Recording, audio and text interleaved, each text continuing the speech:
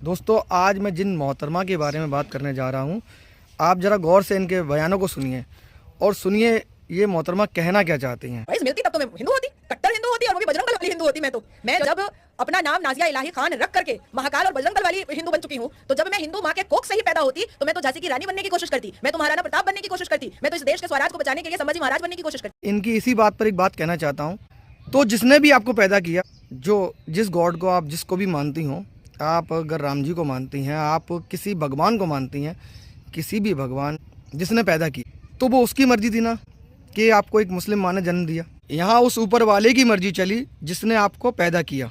दोस्तों यहाँ पर एक बात बहुत सोचने वाली है कि इनकी नज़र में ना इस्लाम अच्छा धर्म नहीं है, इस्लाम के मानने वाले अच्छे नहीं होते हैं।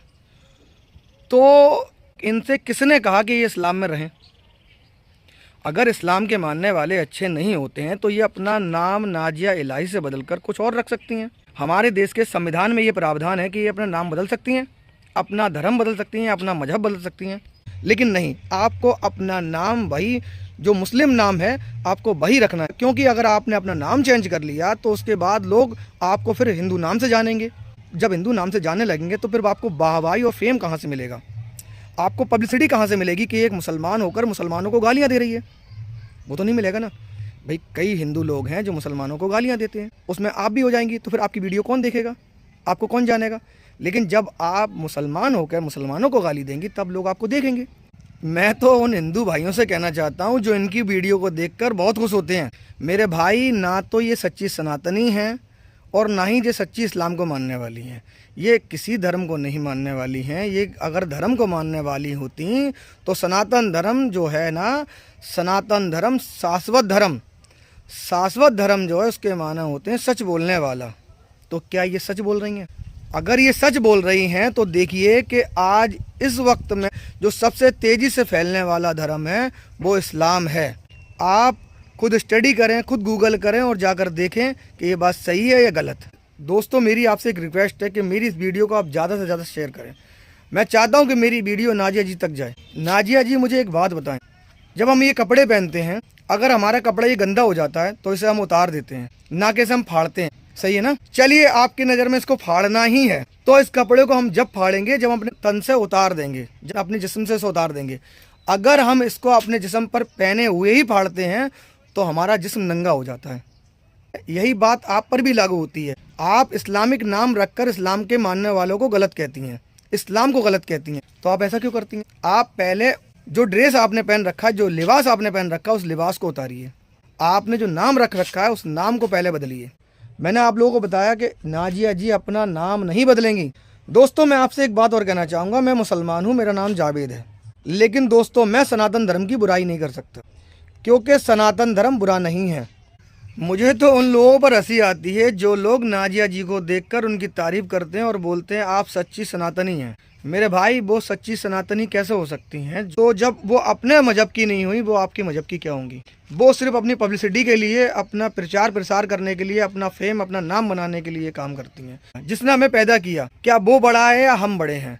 हम जब इस दुनिया में पैदा हुए, जिस माहौल में बड़े हुए, जिन लोगों के बीच बड़े हुए, हमने वो माहौल लिया और उस माहौल के बाद हमने उस ऊपर वाले को उसी नाम से जाना। मान लीजिए मैं मुसलमान हूँ तो ऊपर वाले को अल्लाह के नाम से जानता हूँ, और आप हिंदू हैं तो आप उस ऊपर वाले को ईश्वर के नाम से जानते हैं। जो हमारे क्रिश्चियन भाई हैं वो गॉड के नाम से जानते हैं।